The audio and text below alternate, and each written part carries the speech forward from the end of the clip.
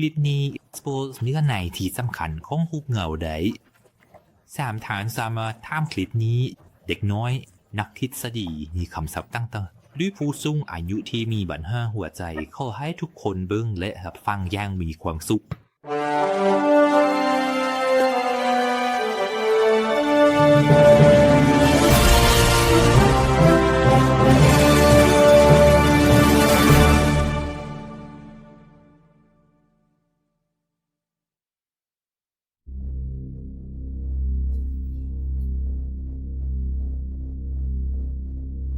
เรื่องเปิดอยู่ในหอมผู้สูงในขณะเดียวกันเบนคู่ผัวเมียปิ่นพาและมูที่ดีที่สุดของแบ็กกี้ฮันเตอร์กำลังสนุกสนานกับการปิ่นผู้สูงอย่างใดก็ตามบางสิ่งบางอย่างที่บ่คาดคิดจะเกิดขึ้นเมื่อแดนได้เกิดอุบัติเหตุบิกกี้ตกลงจากหน้าผาสูงก่อนตาของบิกกี้และครัชนางลือทั้งแมนว่าจะเป็นเวลา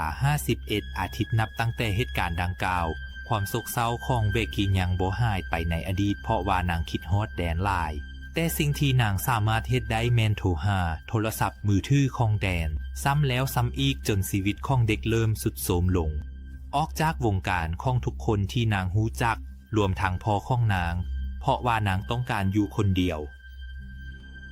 จนพ่อของเบกกี้ต้องติดตามนางไปหาอาหารเพื่อพยายามเตือนให้นางย้ายออกจากเรื่องของแดนและอยากให้นางสามารถเริ่มต้นชีวิตใหม่ของเขาเจ้าได้กล่าวว่าโลกยังใหญ่และอยากให้นางและพ่อยักษ์ได้กลับคืนมาเส้นเดียวกันแต่บ่ว่าจะเป็นอย่างไร GRG ยังบ่ดีขึ้นดังนั้นพอต้องโทรหาและขอความช่วยเหลือจากฮันเตอร์มู่ที่ดีที่สุดของแพ็กเกย์และผู้ที่อยู่ในสถานการณ์ที่หายแห่งของแดนเพื่อช่วยเว้าอีกเทื่อหนึ่งในคืนนั้นฮันเตอร์ได้มาเบิงเบอร์กี้และสหนีโครงการที่จะปีนความสูงสิ่งที่ฮันเตอร์ต้องการที่จะปีนแมนทัด67ซึ่งไล่กว่า2,000 ตีนจากหน้าดินแมนห่างไกลจากผู้คนและได้ทึกปิดแต่นับตั้งแต่เหตุการณ์ที่หายแห่งแดนในคามันบ่ได้ทึกปิดอยู่บนใดหนึ่งและเขายังรู้สึกว่าเขาอาจจะย่านกลัวของความสุขของตนแต่นางฮันเตอร์ได้กล่าวว่าเด็กน้อยต้องเอาชนะความรู้สึกย่านกลัวของนางและปีนขึ้นไปหาปลายเสาและกระแจกกระจายขี้เถ้าหอมป้อมเพื่อปลดปล่อยชีวิตใหม่ของนางในที่สุดแจ็คกี้ตกลงที่จะปีนเสาและพลันเธอได้ศึกษาในตอนเช้ามือต่อมาฉะนั้นเด็กหญิงทางซ่องจึงเริ่มเดินทางนำกันทั้งแม้นว่าจะมีการเตือนภัยอยู่ในบริเวณอ้อมรอบโทรภาพวันเสาร์ว่าห้ามสามารถเป็นอันตรายถึงชีวิตได้แต่ด้วยความตั้งใจอันแห่งกล้าของเด็กหญิงทั้งสองบ่มียังสามารถรักษาพวกเขาจากห้ามและเมื่อพวกเขาไปฮอดทั้งสองคนก็ประหลาดใจกับความสูงของเสาที่ยิ่งขึ้นสู่ท้องฟ้าเท่าที่ตาสามารถเห็นได้จากนั้นเขาเจ้าก็เริ่มบินขึ้นไปกับฮันเตอร์โดยใส่เสือกมัดกับแบ็คกี้และบินไปข้างหน้าแต่แบ็คกี้ยังรู้สึกกล้าหาญและย่านกลัวรูปภาพแสดงให้เห็นว่าเสาโทรภาพที่เขาเจ้าปีนขึ้นนั้นเริ่มทึกลอกและเป็นขี้มันหมดแต่มันยังสั่นสะเทือนอย่างน่ายานแต่ในระหว่างการฐานครั้งทำอิฐยังมีบางขั้นตอนและที่จะเฮ็ดให้เสื้อแบคทีเรียรู้สึกบ่สบายถ้าพวกเขาล้มลงและเสียชีวิตแต่ทั้งอย่างนั้นเขาเจ้าทางซ่องก็สามารถปีนขึ้นไปฮอดจุดครึ่งทางและได้พักพรดื่มน้ำก่อนจะปีนต่อไปมันเบิ่งคือว่าเขาเจ้าสูงขึ้นพวกเขาเจ้าได้เย็นเนื่องจากว่าลมที่ได้พัดไป 1,000 ตีนได้เริ่มต้นพัดมาที่เขาเจ้าทางซ่องได้บินไปในจุดที่บ่มีเสาหลักการเหล็กเพิ่มเติมว่าก่อนที่จะถึงจุดสูงสุดมันเป็นอันตรายที่สุดแล้วความย่านก็เข้ามาครอบครองจิตใจของเปกกี้จนนางต้องห้องเพลงปีนผูเพื่อสร้างกำลังใจและกำลังใจให้ตนเองจนไปฮอดจุดฮับของพระธาตุและมันก็แสดงให้เห็นเทิงเปียงที่เป็นสนิมที่ทื่อขั้นใดนั้นการปีนขึ้นได้เริ่มตกลงไปเทื่อละอันแต่ย้อนลมแหงเขาเจ้าจึงบ่สามารถได้ยินเสียงอย่างหลายในที่สุดเด็กหญิงทั้งสองคนนั้นก็แข่งแหงหลายด้วยมากม่วงดงได้ไปฮอดถึงเสาก้อนทีเฮลจะฮ้องออกมาสมเสยในขณะที่ถ่ายรูปเซลฟี่ด้วยโดรนการปีนขึ้นของฮันเดอร์เบิงคือว่ามีความท้าทายพอสมควรฉะนั้นนางพยายามท้าทายตนเองโดยการจับมือกับซันเทิงด้วยมือหนึ่ง และรักษาเฮปส์ของนางบ่เพียงแต่กีถ่ายรูปที่ดีที่สุดฮันเทอร์ยังบอกการถ่ายรูปภาพที่น่าตื่นเต้นโดยการจับมืออยู่ในมือหนึ่งแต่โชคดีที่เข้าเจ้าบ่ได้หลังจากนั้นเวกกี้อำลาแรดก่อนที่จะกระจายขี้เท้าของแวดอยู่เทิงลมที่พัดไปทั่วเทิงของเสาที่สูงพอเฮ็ดทุกอย่างเสร็จสมบูรณ์แล้วพวกก็เตรียมตัวที่จะลงไปยังพื้นโลกอีกครั้งแต่จริงแล้วมันก็ได้เกิดเรื่องขึ้นเมื่อบันไดที่เบกกี้กำลังปีนลงอยู่นั้นเกิดอัดรูดจนทำให้ทรวงบันไดที่ปีนอยู่รูดออกจากที่ยึดอันนี้เฮ็ดให้ขั้นใดอีกอันหนึ่งที่เกิดเป็นสมุนไพรล้มลงเส้นกันโชคดีที่เสือกยังจับนางและลายอยู่ปลายเสาและช่วยดึงแบกกี้ขึ้นได้แต่น่าเสียดายบ่มีขั้นใดสำหรับพวกเขาที่จะปีนลงดับ3ในความสูงระดับนั้นมือถือของทางคู่ก็บ่มีสัญญาณอีกด้วยมันจึงทำให้สองสาวตั้งแต่อยู่ที่ป่ายยอดซ่าที่สูงกว่า 2,000 ฟุตสาวพยายามตั้งสติและได้เจอกับกระโหลกที่ติดอยู่กับสาวสิ่งนั้นแม่นมีกระหล่อมซ่องทางไกลปืนยิงพลูไฟอยู่แล้วสังเกตว่ากระเป๋าที่ใส่ของและนำนั้นตกอยู่ที่ตัวหับสัญญาณของเซียแต่ฮันเทอร์บ่แนะนำให้ปีนลงไปเอาเพราะว่ามันเป็นสิ่งอันสูงหลายฮันเทอร์พยายามปลอบใจเบกกี้ว่าบันไดที่ตกลงไปมันจะต้องเกิดเสียงดังหลายและในตอนนี้คงจะมีคนโทรไปแจ้งตำรวจดับ3ในความสูงระดับนั้นมือถือของบ่มีสัญญาณด้วยมันทำให้สาวตั้งแต่อยู่ป่ายยอดเซ่ที่สูงกว่า 2,000 ฟุตแล้วดังนั้นพวกเฮาก็แต่รอท่อความช่วยเหลือจากตำรวจแถมในตอนนี้ค่าของบิกกี้ก็ยังบาดเจ็บอีกด้วยแต่ทว่าผ่านไปกว่า5 ชั่วโมงแล้วก็ยังบ่มีสัญญาณการช่วยเหลือขึ้นมาเลยพวกจึงได้ลองโพสต์ข้อความช่วยเล่าในโซเชียลมีเดียและผูกมือถือไว้กับเสือก่อนจะพยายามย้อนมันลงไปให้ใกล้พื้นดินที่สุดเท่าที่จะทำได้โดยหวังว่ามันจะมีสัญญาณแต่มันก็บ่เวิร์กเพราะโทรศัพท์ก็ยังบ่มีสัญญาณอยู่ดีแล้วพวกก็กลับมาคิดวางแผนกันใหม่ว่าถ้ามือถือลงไปถึงข้อระเบียบของพวกโพสต์ของพวกก็น่าจะติดเพราะด้านล่างนั้นมันมีสัญญาณพอคิดได้ดังนั้นพวกจึงได้นำมือถือยัดใส่ไว้ในรองเท้าและใส่เสื้อผ้าและถุงเท้ายัดกันแหลงกระเทกก่อนที่จะปุยมันลงไปด้านลุ่มแต่พวกบ่ฮู้ว่ามันจะได้ผลหรือบ่แต่ก็ยังคงรอต่อไปผ่านไปสักพักก็ยังบ่มีสัญญาณความช่วยเหลือมาเซ็นเดิร์ดแต่ทว่าอยู่ดีๆก็มีชายคนหนึ่งเดินเข้ามาใกล้ๆกับบริเวณซ่าสิ่งที่ซองแซ่ที่ได้เห็นดังนั้นพวกจึงพยายามที่จะกรีดร้องขอความช่วยเหลือแต่ก็ดูเหมือนว่าเขาจะบ่ได้ยินตะกี้จึงได้โยนรองเท้าของลงไป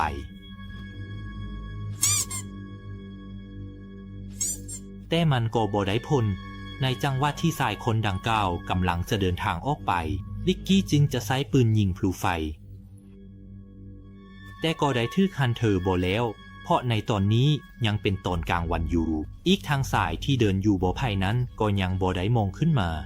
สิ่งที่บริเวณที่พวกอยู่นั้นก็มีรถบ้านที่มีคนอาศัยอยู่จอดห่างอยู่บ่ไกลและอีกบ่กี่ชั่วโมงฟ้าก็จะมืดแล้วพอถึงตอนนั้นขอใช้ปืนยิงพลุไฟแต่ก็เดินเหมือนว่าความสวยของพวกนั้นยังบ่หมดเมื่อพวกได้ใช้ปืนยิงพลุไฟจนเจิมของรถบ้านนั้นมองเห็นพวกสิ่งนั้นสำหรับพวกคิดว่าพวกเขานั้นเป็นมิตรแต่กลับเป็นมิตรสายที่ขับรถบ้านใกล้ขึ้นมาและได้ขโมยเอารถของพวกไปก่อนที่จะขับหนีไปนี่เฮ็ดให้พวกเขาเริ่มรู้สึกสิ้นหวังและบาดแผลที่ขาของบิเกย์เบิ่งคือว่าหายแห้งกว่าเก่า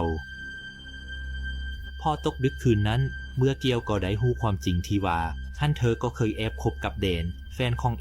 จากหลักฐานรอยสักที่ท้องของฮันเทอร์นั่นเองมันจึงทำให้ทางคืนจบจนเศร้าทั้งคู่บ่ได้พูดอะไรกันเลียและฮันเทอร์จึงได้พูดทุกอย่างให้เบกกี้ฟังเดนนั้นมันเป็นแต่ความผิดพลาดและที่มันกินเวลายาวนานกว่า4 เดือนก่อนที่เบกกี้จะให้ไปเป็นเพื่อนเจ้าสาวนั้นก็เพราะว่านั้นตกหลุมหักเดนเหมือนกันสิ่งนั้นมันก็ยากหลายที่จะเห็นคนที่ตัวเองหักไปแต่งงานกับเพื่อนหักของ แต่เอก็เลือกที่จะยอมเลิกก็เป็นเพราะว่านั้นฮักเบกกี้หลายกว่าและที่อยู่ปลอบใจเบกกี้ลังเดนตายนี้ได้ก็เป็นเพราะยังบ่เข้มแข็งพอจึงต้องหนีไปทำใจเมื่อกันสิ่งที่เกิดขึ้นทั้งหมดนั้นก็อยากจะขอโทษกับเด็กทีแล้วพอทั้งสองได้เคลียร์ใจกันแล้วทั้งคู่ก็ได้กลับมาคุยกันและหาวิธีที่จะลงไปอีกครั้ง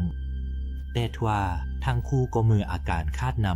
ำฮันเธอได้เกิดไอเดียที่จะใช้เสื้อผูกตัวของและลงไปเอากระเบาที่ตกอยู่ที่ตัวหับสัญญาณเพื่อจะได้เอานำขึ้นมาดื่มแต่ในระหว่างที่ฮันเธอย่อนตัวลงไปอีกเพียงสนิทเดียวเท่านั้น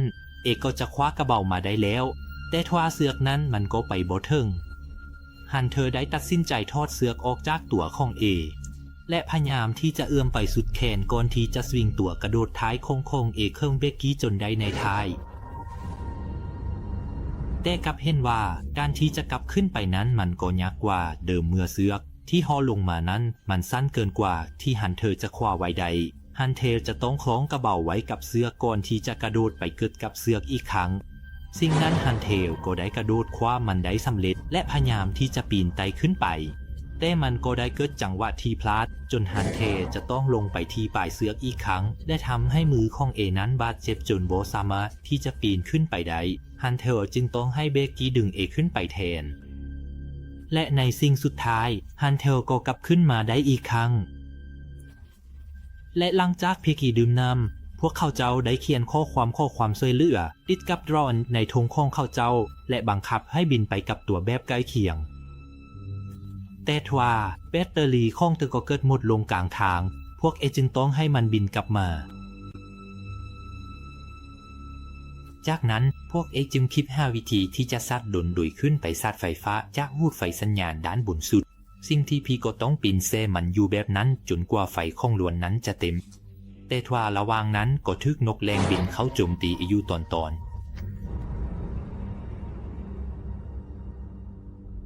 แต่ในที่สุดนางก็สามารถใช้โดรนเพื่อบินออกสู่ตัวแบบได้อีก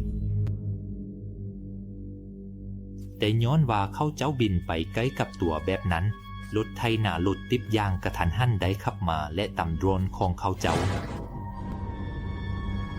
สิ่งที่คนขับโกโบได้เข้าไปดูดวงที่เข้าสนตกอยู่กลางถนนเลย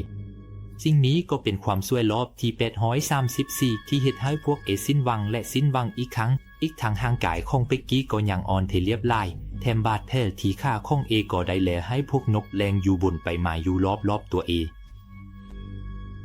และแล้วความจริงที่แซงโหดร้ายก็ได้ทึกเสียละว่าแท้จริงแล้วในตอนที่ฮันเธอนั้นลงไปเอากับเปตานั้นฮันเธอก็ได้ตกลงไปกระแทกกับตัวหับสัญญาณใจหับบาดแผลสาหัสและก็ทนพิษบาดแผลบ่ไหวสุดท้ายก็ได้สุกิทิกไปอย่างที่พี่มองเห็นฮันเธออยู่ด้วยนั้นมันก็เป็นเผยเบียงแต่ภาพฮ้อนที่พี่นั้นสร้างขึ้นมาสิ่งที่ในตอนนี้ห่างกายของฮันเธอก็กำลังทึกนกแรงลุมถึงพอเบกกี้ได้กลับมาฮู้เรื่องทั้งหมดแล้วก็ฮู้สึกเสียใจหลายและได้นึกถึงบอบิดของเพราะคิดว่าคงบ่รอดกลับลงไปด้านละบางแล้วและด้วยสภาพร่างกายที่อ่อนและบวกกับบาดแผลที่ล็อกให้นกแรงบินวนอยู่จนในท้ายสุดเมื่อตะกี้นั้นแนนินนกแรงก็ได้บินโซบลงมาและพยายามเข้าจิกกินบาดแผลที่ขาของและในจังหวะนั้นเองเบกกี้ก็ได้ลืมตาขึ้นมาโบได้จับคอนแรงเอาไว้ก่อนที่เสียงฮันเทิร์นในหัวของจะบอกว่าต้องการพลังงานและจะต้องหาอะไรกินสางซับบิดกินยางกระบอกเพื่อจะปฏิบัติชีวิตของจากนั้นพอเบกกี้มีพลังงานเพียงพอแล้วจึงพยายามบินไปยังศพของฮันเทิร์นและได้ส่งข้อแบบสวยเลือดจากโบก่อนที่จะห่อหุ้มโทรศัพท์ของด้วยหลองท้องของฮันเทิร์นและยัดกันเข้าไปในหางของฮันเทิร์นอีกครั้งก่อนที่จะผลักหางของฮันเทิร์นออกไปยังด้านละบางและในท้ายสุดข้อแบบของก็ได้ทึกส่งไปถึงบอบิดและความช่วยเหลือก็ได้มาถึงพอที่ได้เข้าส่วมก่อนเวกกี้ที่รอดชีวิตลงมาได้สิ่งที่ได้บอกไว้คือชีวิตนั้นเป็นแต่เรื่องเศร้าความชีวิตของคนนั้นสั้นเกินไปดังนั้นพวกเขาจะต้องใช้ทุกช่วงเวลาถ้ามีสิ่งที่เฮารู้สึกมีชีวิตและสิ่งนั้นก็จะซืบคอแบบนี้ออกไปไกลและกว้างที่สุดและน้ำก็ได้จบลง